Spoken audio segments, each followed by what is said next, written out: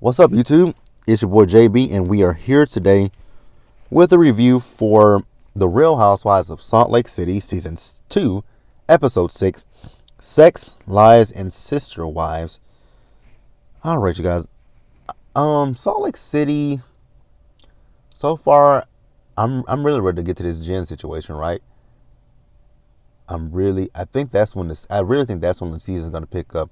Kind of like what happened with Beverly Hills, how the season picked up with that situation with Erica. I think that's what's going to happen with this season, right? So with that out the way, if you guys are watching this video or any other on the channel and are not subscribed, I need you guys to do me a solid favor and stop taking me out on a date. Hit that subscribe button, hit the like button, the notifications on, share the video, and with that out the way, without further ado, let's discuss The Real Housewives of Salt Lake City. All right, you guys. So I guess we'll start up with Whitney. So it wasn't a lot in this solo scene with Whitney, right? It wasn't a lot. So this is basically a continuation. It's not really a 100% continuation of last week, but it's just a follow-up, right? You guys remember in last week's episode that Whitney and Lisa, they went out on a date with each other, right? And Whitney put everything out on the table for Lisa. And Whitney and Lisa are now trying to, build anew, right? So we see them as they are getting ready to go work out. They're going to be doing those silk where, you wrap yourself in the silk. You can do different moves in the silk. It's interesting. It wouldn't be for me because I'm too big. And I would be scared that my big ass would get stuck upside down. So yeah, it wouldn't be for me. But it's for them. Definitely for Whitney, right? And I just have a big side eye for Lisa. Because we're going to discuss Lisa in a little bit. Like, I have a really huge side eye for her. Like, who was I watching? I was watching Nikki Star's live, some of her live last week, right? And I know that Nikki was talking about this. Now, I hadn't even heard nothing about it, right?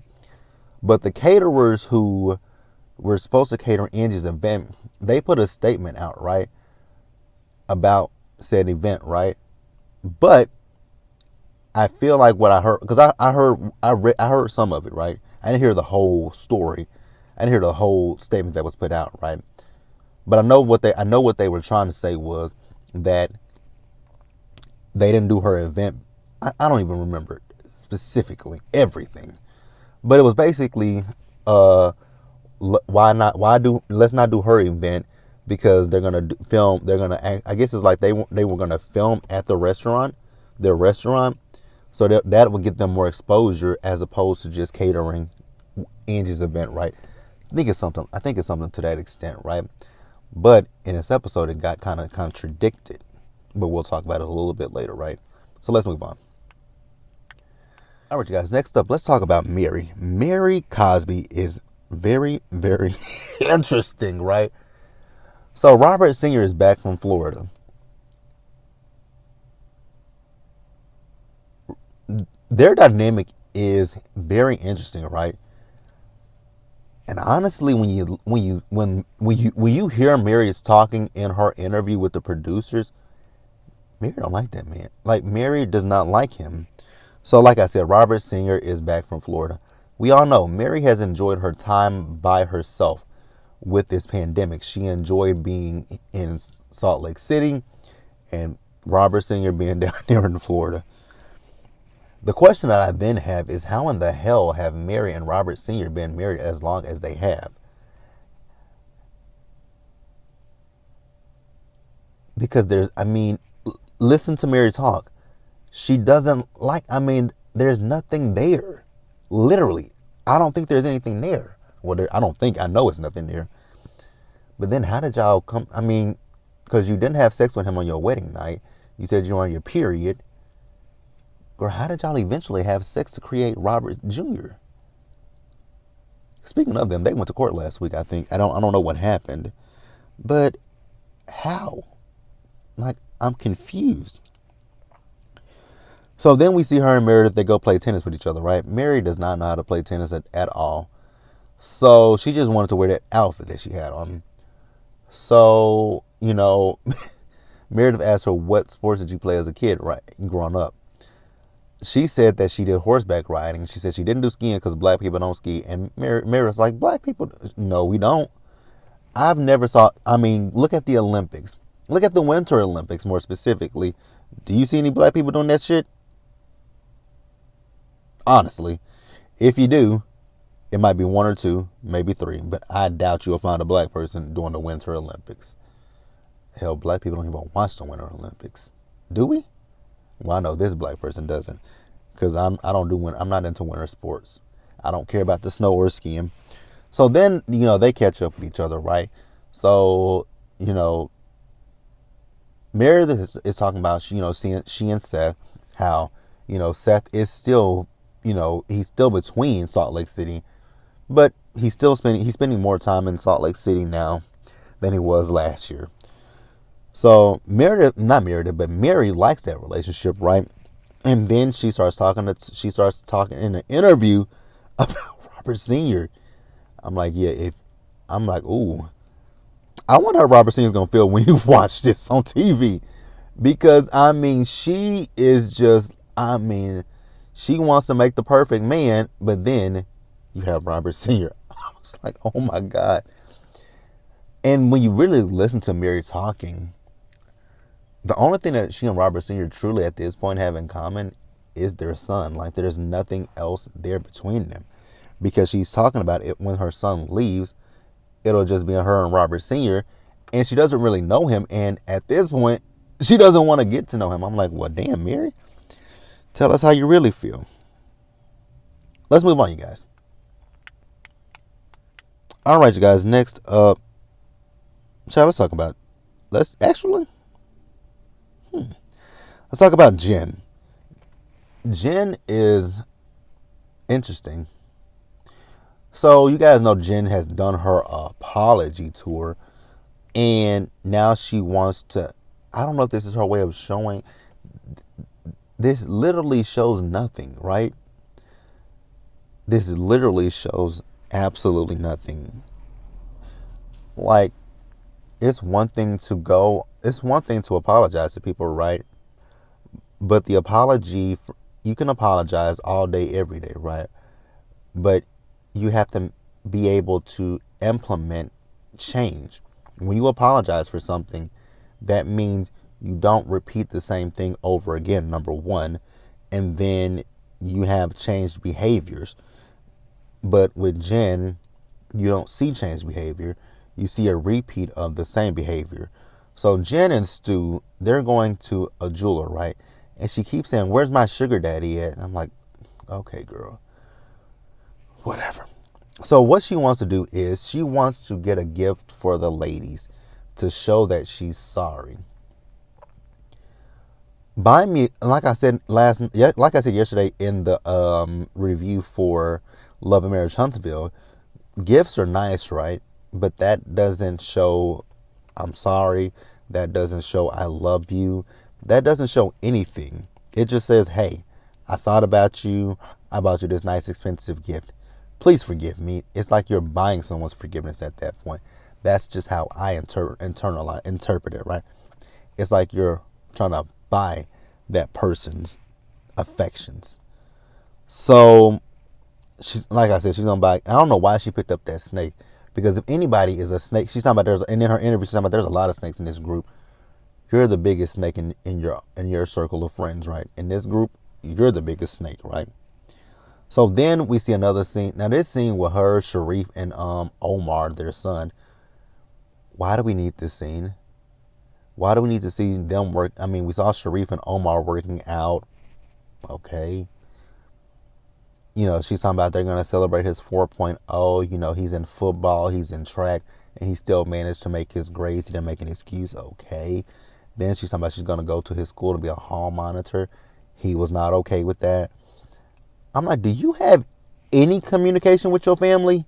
And when you do have a communication with your family, is it always about you? Because your son looks really uncomfortable in this whole situation. Your son just looked like, why are we talking about this? This ain't some shit that I care about. Like your son seemed he didn't seem interested at all. He seemed uninterested, not disinterested. He seemed uninterested. Like he just did not seem to have a care about what you were talking about. Like zero. So I just wonder if that was just for the show to make. I think Jen's trying to paint herself in a different light at this point. But I still see you for the crook that you are, and that's all I got to say. But let's move on. I don't hate her or anything. I just don't like people. I don't like people. So I don't like people who steal from children or elderly people, and I don't like people who are, who do, heinous things to people. You know what I mean? The R word or the M word, the words that I don't want to say. I don't like people who do those things to men, women, or kids. I just don't like that stuff. Those are people that I don't rock with. But let's move on. All right, you guys. Next up, let's talk about Heather. So Heather didn't have much in this episode either. So this will be we'll breeze through this one as well. How does Heather not? I guess it would be awkward, right, to have a sex conversation with the kids, right? Like I said to you guys, my mom never had the sex talk with me. I mean, I knew about sex at a young age, but I wasn't actually having sex. But she didn't have the conversation with me. I don't know if it was just because it might have been uncomfortable or what, but we didn't have the sex conversation. But Heather is very awkward with. Actually, and then when she did try to have the sex talk with me. I was like, we're not doing it. Like I know about safe, because in my school we had sex education, so I learned about sex education, sex through school, through a health book, and we were looking through the book. Me and my friends were looking through the book, and we started laughing, right? Because it was really, as a kid, it is funny to see that stuff, right? But I knew about it. Like I knew about condoms. I knew about everything. So we really didn't have to have a sex talk because I educated myself. And it wasn't through porn or anything like that. I just educated myself. So, yeah, she's having a sex talk with her daughter. It was hella awkward. I don't know why she told him a story about her cat going out experiencing the world and the cat came back pregnant. Okay. She and Ashley were talking about, what school she wants. They're trying to decide on what school she's going to go to. And what else? They were deciding on what school she's going to go to. And then they talked about housing. That's basically it with Heather. So let's move on. Once again, congratulations to Ashley. I don't know what school you decided to go to, but congratulations to you. I wish you nothing but the best. All right, you guys. Next up, let's talk about Lisa. Lisa. So we first saw Lisa as she's with Jenny and Meredith, right? I definitely want to do what they did, right? I want to go get a pedicure where they put my feet in the water with the fish and the fish eat the dead skin. I definitely want to do that. I've always wanted to experience that. I mean, I love the way I get my pedicure now. It just tickles when they start scrubbing the callus. It just tickles. And oh my God, winter is, oh God, it's going to get worse. Like the callus on my skin during the winter, on my feet during the winter is the worst. Like it is the worst. It feels like a Brillo pad. And then when I put my socks on, oh God, it's even worse. So Lisa is telling them about her date with Whitney and how good it went. And I felt like Whitney and I opened up and we're really getting to know each other. So then Jenny tells them about Dewey and Dewey wanted more kids. But then she also tells them about, the past miscarriages that she has. And then I don't know if she had told us before, but she had a stillborn. I was like, oh my God. I know that has to be on top of having a miscarriage, if you're at a certain point where you have to give birth to that baby and it's stillborn, oh God, like you give birth. My heart goes out to any woman who's endured that, right? Because I couldn't imagine what that, like you still have to push out your baby. But this baby, she gave birth And they said that the baby was fine, but then at a certain point, the monitor, the baby crashed, and they tried to do CPR on the baby. And at a certain point, Dewey had to tell them to stop because, like, that's the same thing with my mom. Like, I had to tell, like, they were doing CPR on my mother when she flatlined, and at a certain point, I had to tell them, stop. Like, I wasn't in the room, but I knew that they were going for a very long time, and I was like, okay, stop. She's gone. Like, please stop. And then when I went into the room and saw her, it just hurt. It broke me because she was so bruised. Like, her eyes were. She had a black eye. I know they didn't. It was just because of the blood was in her eye. She had a black eye. Her chest, like, it was just like, oh my God. So yeah. So Meredith tells her that she needs, that they need to seek, counseling.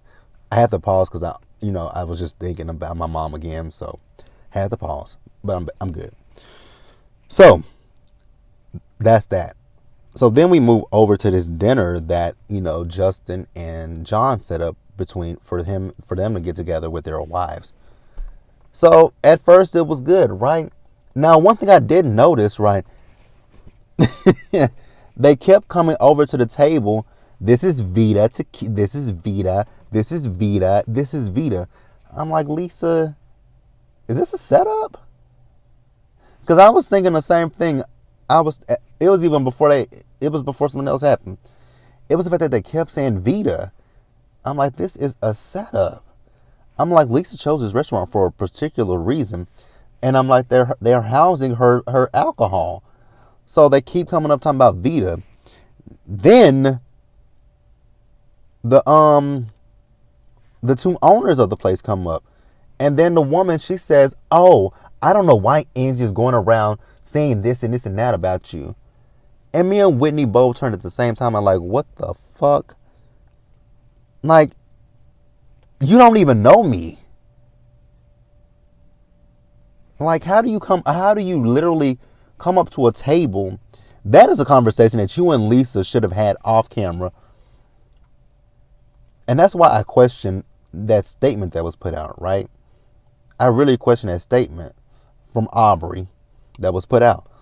Because why did you then go up to, and if this was all about the show, why did you go up to Lisa and say, I don't know why Angie is going around saying this stuff?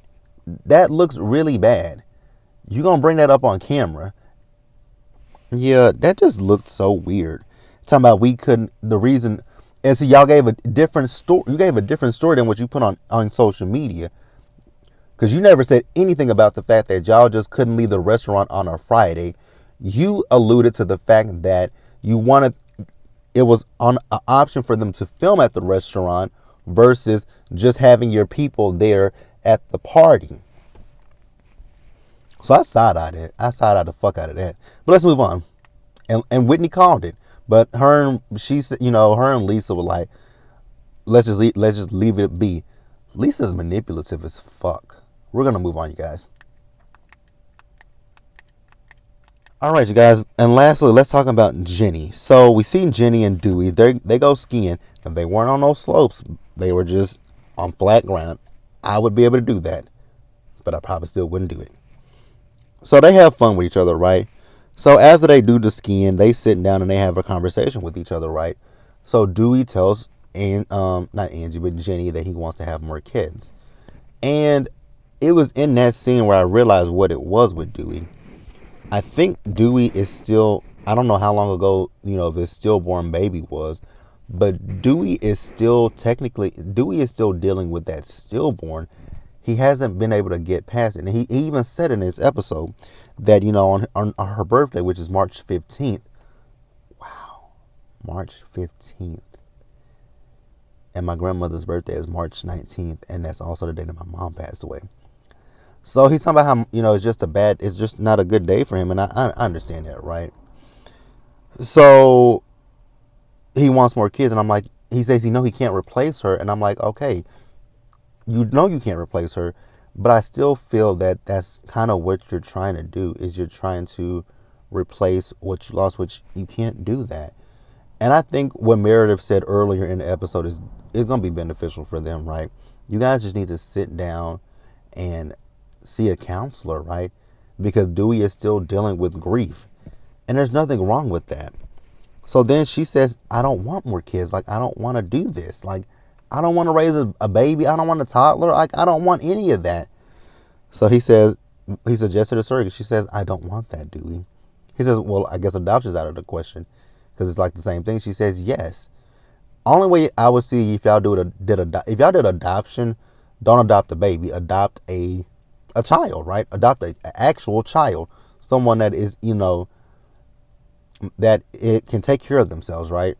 That you guys can teach them to take, how to fend for themselves, so to speak. Not like you're gonna put them out tomorrow and they have to fend for themselves, but be able to, run your own bath water, iron clothes if you want, iron your clothes, pick out your clothes that you want to wear for the day.